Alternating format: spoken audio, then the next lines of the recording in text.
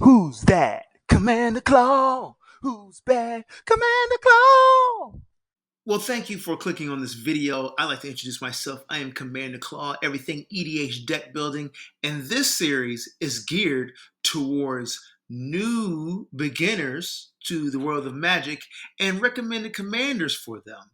My personal opinion only. Don't say that it's whatever. These are just commanders that I think that you can possibly start off with.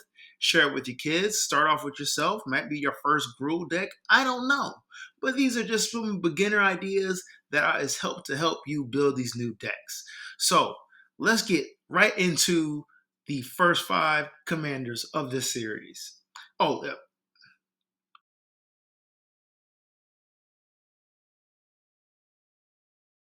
okay, so let's start on the left-hand side. At the top here, you see the fun score, which leads into the middle where I rate the fun score. The fun score will be 1 out of 10, 10 being the best. Obviously, Black Panther Wakanda King will get a 10 out of 10 because it is an awesome Marvel commander. And on the right-hand side at the top hand right, it is words or keywords that I think best describe the play of this commander. So, moving down below fast pace are going to be green light stuff, yellow light stuff, and red light stuff. So the good, the okay stuff, and the red is going to be bad. Okay, so obviously let's take Black Panther as example. The good stuff about this is going to go wide, right? I think dropping a bunch of tokens is fun. Dropping a bunch of creatures on the battlefield, that is just a fun play experience. Highly recommended for any new beginner players. Actually, it never gets old. Who doesn't love dropping 5 3/3s on the battlefield and look at your opponents decide how they're going to block them? Exciting. Next up, I think is very overlooked. Black Panther's able to animate lands, that you can add cards to make it animate lands. That's super niche, I would say, and I think that gives it that extra, like, beyond the basics of combat with Black Panther or the Selesnya colors. And the yellow here, which is kind of like so-so, it's good, it's not great, it's not bad either. Moving counters. I think the moving counters experience is fun, but it gets a yellow light just because there's a limited amount of cards that move a bunch of counters. Granted, Black Panther does the counter moving for you, but, there could be more spells out there that do that. There could be more activated abilities out there, and I just think it's kind of finite. So it's great, but not too great. Okay, at the bottom, card draw. This color lacks consistent card draw. It can be explosive, but it takes requirements. So as you get comfortable playing Selesnya colors, you're going to learn that you need to figure out some type of way of consistently drawing cards. You can't always rely on making a big creature and then sacrificing it to greater good and hopefully draw eight cards. You're just making yourself a target. So overall, Black Panther is a 10 out of 10 for a new beginner.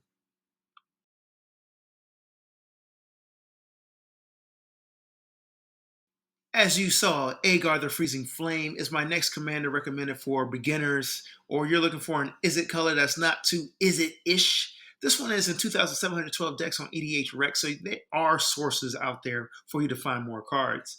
I think this commander is very rewarding.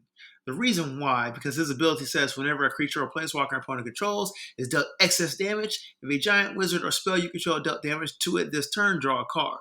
So you're just rewarded by playing burn spells, for example, you're rewarded by playing a burn spell. You play a burn spell, you kill the creature. If it has a power and toughness of 1/1 and you do 3 damage to it, you get to draw a card. That's rewarding. Like, you always are able to draw a card, and you're looking at your opponents, looking at them like, do I want to put a creature on the battlefield and watch it get blown up? And guess what? You want them to do that, and you get to draw a card. Drawing cards is fun. That leads to my other green light. Drawing cards is fun.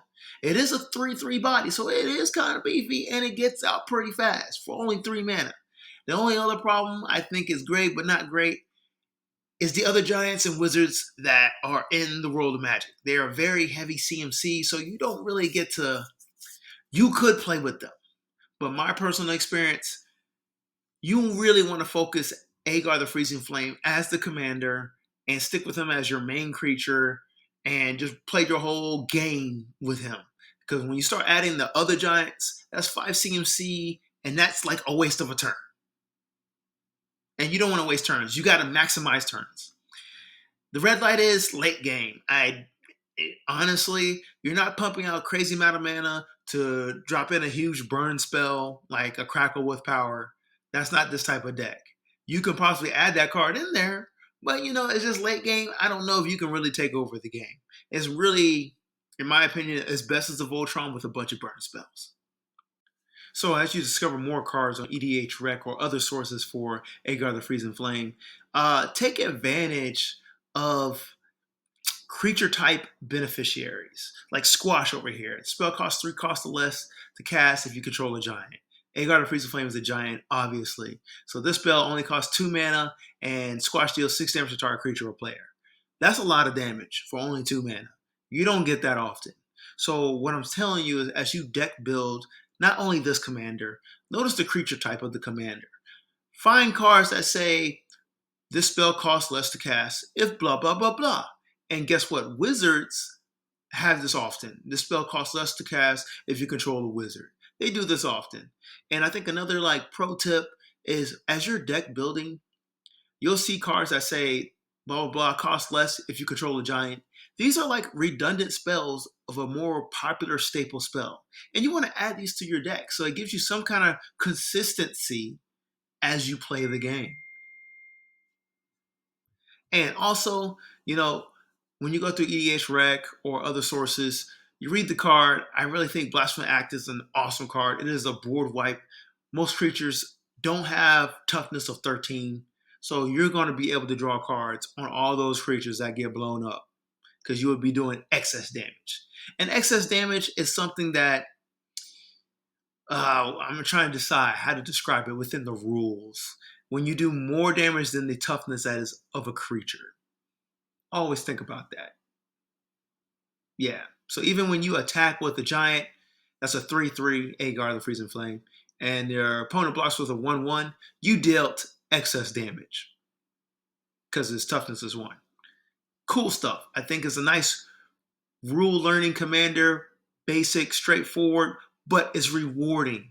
And if you never, and I would like to say it helps players learn about instances, when to play them, how you can play them, because that's where this deck is really going to shine. Adding a bunch of instances, a bunch of burn spells to destroy your opponent's creatures so you can consistently draw cards.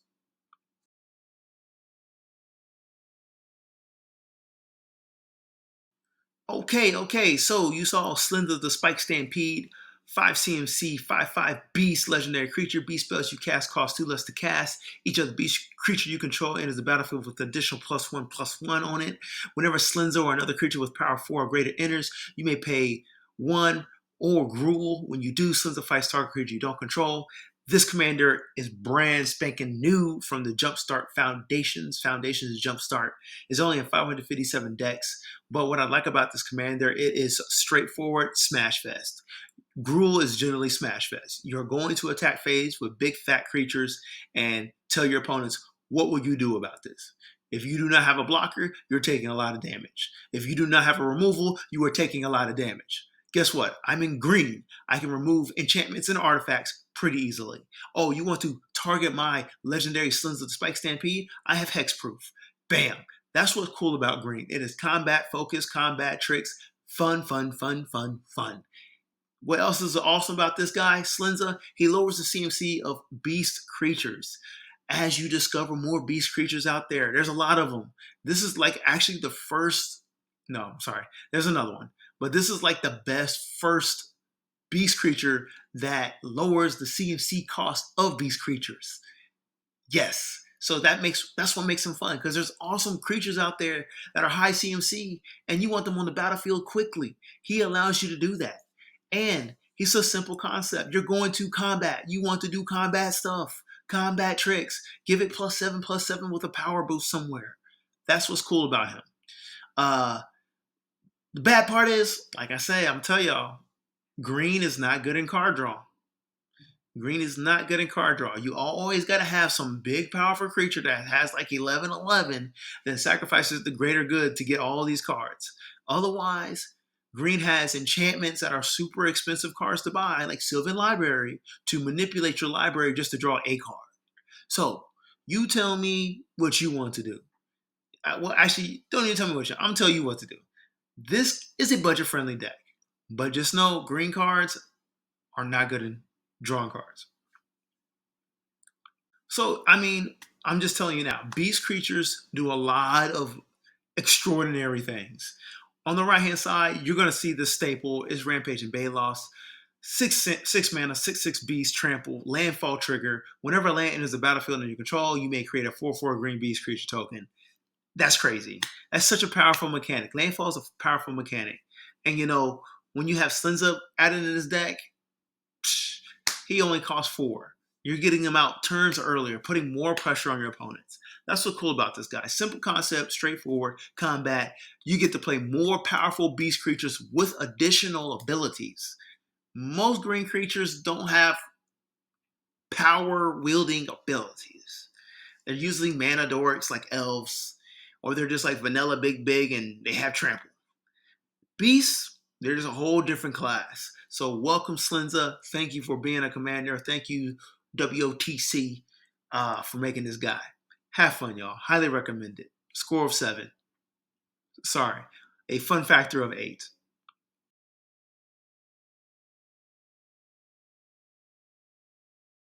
Astarion the Decadent. I give it a fun score of 9. And the word I have is trigger happy. Let me go ahead and read it for you. It is a vampire elf rogue. That is 3 creature types. That's pretty unique. 6 CMC, 4/4 body, death touch, lifelink. Ooh, it's got it. Ooh, death touch, lifelink.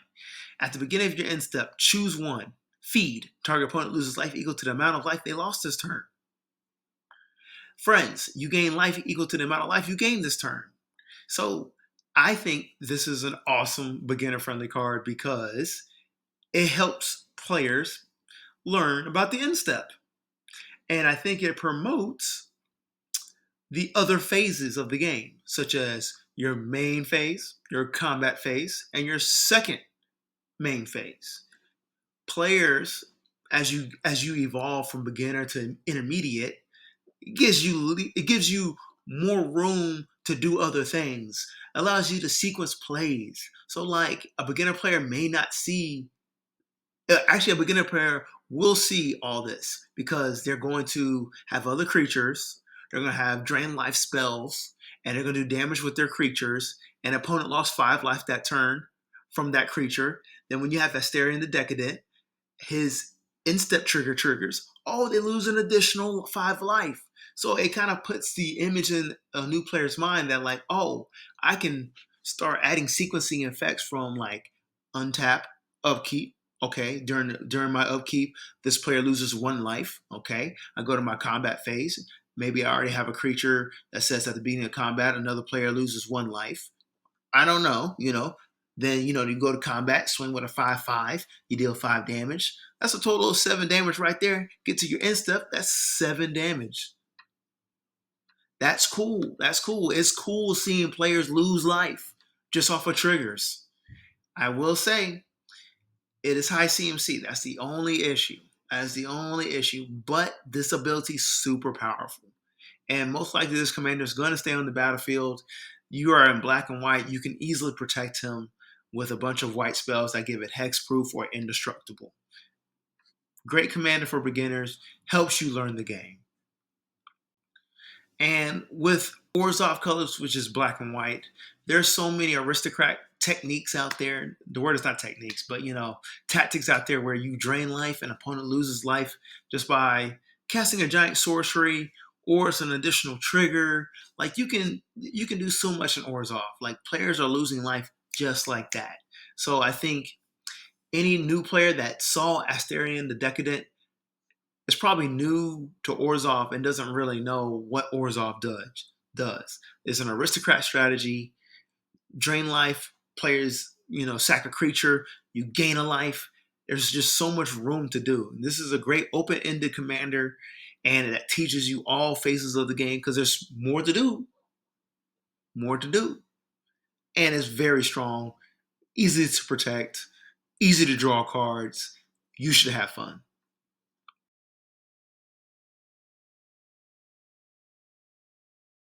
Okay, yeah, if you don't know this gal by now, I don't know. Welcome to Magic the Gathering. This is a top 5 commander. Top 5 commander.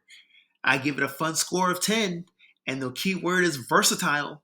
Super versatile. She has so many themes. You can do infect. You can do counters, +1/+1 counters, negative counters. I mean, proliferate. Like it's crazy. This is a very fun commander. Uh, Sagas, planeswalkers, additional loyalty abilities. Like it goes ham. It just goes crazy. Atraxa Praetor's voice. It is green, white, blue, and black. 4/4 body, angel horror, legendary creature, flying vigilance, death touch, lifelink. That's why it's a 10 score. All those keywords, amazing. Then at the beginning of your end step, proliferate. Choose any number of permanents and or players and give each other counter of each kind they already have or that's already there. You can go on EDHREC and you'll see over 35,000 decks built for this. It is literally what you want to do. You can do whatever you want to do. The only problem with it is you can be in decision paralysis trying to do too many themes at once. So don't. Stick with 1-2 themes max and play Atraxa to its best. I will say I give it the #1 threat in the yellow score just because she does too much. She can win you games herself. She does too much, and your opponents won't like that. However, the red in here, it is an expensive deck. You will spend a lot of money building Atraxa Praetor's voice. No matter what theme you want to do, she's not budget friendly just because the lands cost so much if you want to play her effectively, fast, on pace, on time. The lands are going to be your most expensive thing. They always are in a game of Magic, especially in Commander. So, who doesn't like Atraxa? Because she is the queen of all Praetors, like Vorinclex. If you're new to Magic, Phyrexian is actually a language they have secret. I have the Phyrexian language of Vorinclex. I cracked it in a crazy booster one day. Became my favorite card. Like, Phyrexians are fun creatures to play with. They just do so much. They win the game. That's what Atraxa does. She is just a commander that says play with the best cards, and you get to do extraordinary things. And they're 4 different colors. It's blue, green, white, and black. She's not limited. The only color she doesn't have is red, and she does not need red. Red will hold her back. Even if you built her with infect, like you're giving players poison counters quickly. And if you never played with infect, there's a little pro tip. When you swing with for example, on the right hand side here, we have Blighted Agent. You notice it's a 1/1, but it has infect. You swing with a 1/1, it does 1 damage. That player gets 1 infect counter.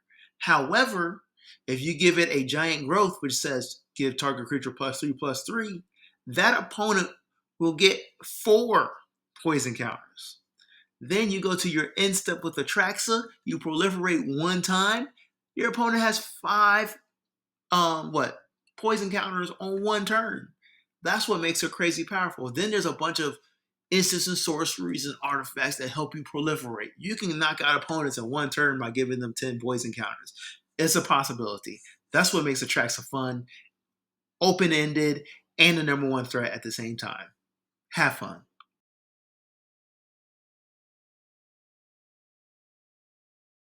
All right, Bruvac the Grandiloquent, fun score of 7. I say he gives you new ways to win, and that new way to win is mill. As okay, I got a friend in my group that hates mill. I don't hate mill. I think mill is a pretty good tactic. Milling is when you make an opponent or yourself put the top card of your library in the graveyard. Why is this effective? Because it eliminates cards that players can possibly play with, unless they have tailored their deck into reanimating or bringing cards back from the graveyard to their hand or to the battlefield. Bruvac the Grandiloquent says, if an opponent would mill one or more cards, they mill twice that many cards instead. This is super, super cool. If you've never seen mill, or you probably milled 3 cards before, that's a lot. But milling 6, yeah. Milling 6 cards that players can't use, it gets out of hand. And I think this card is so good and so straightforward and basic that it's underestimated as a commander, but most people use it in the 99 for other commanders. I've never seen a Bruvac.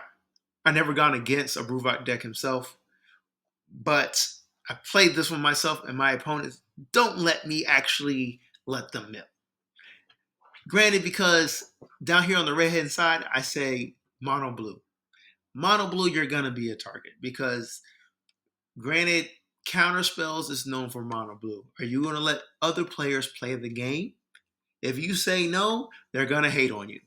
If you don't put your deck with a bunch of counter spells, I don't know what to tell you. But mono blue is just known, it has a bad rep for players putting a bunch of counter spells in. Control type of mechanic. Bruvac the Grandiloquent is going to do that. You gotta build some type of control, mill your opponents to win. There's more ways to mill, but this is a nice starter in seeing future ways to win games through milling. That's why I like Bruvac. So I definitely want to start over here on the right-hand side. Captain the Garthrod, 5 mana, horror pirate, 3/6 body. He says horrors you control have menace. Whenever a horror you control deals combat damage to a player, that player mills that many cards. So if you have Bruvac with him, you know, horrors, you're making your opponents mill cards. That's fun. So, you know, Bruvac works well with this guy, making players mill double the amount of cards.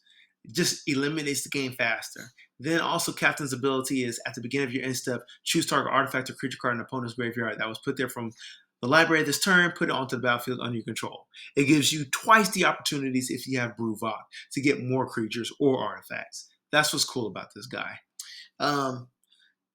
Milling is milling.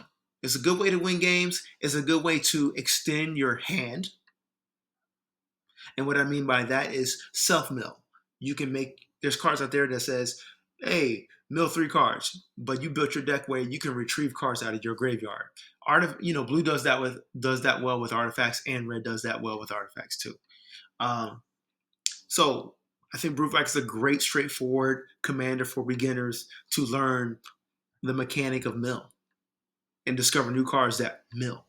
So when you're building it, no matter what deck you use, consider self-mill and milling your opponents. Thank you for watching episode 1 of Best Commanders for Beginners. And this is my personal opinion. Just a review, we got Bruvac the Grandiloquent, Atraxa Praetor's voice, Astarion the Decadent. Who else we had? Let me see here. Slinza, the Spiked Stampede, and finally Aegar the Freezing Flame. I think these are all cool commanders. I think they're all very rewarding. Try to build them. Let me know what you think about any of these commanders and how to play them. I think in the comment section, if you write that, players who see this video are able to gather new ideas and cards that I didn't mention in this. Or they probably see them on EDHREC and you wrote an explanation why to play it. Hey, if you like this video, like it. If you want to see me put out more videos on Commanders for Beginners, go ahead and hit the subscribe button so you can get the bell notification and let you know what's going on. Peace out, Commander Club.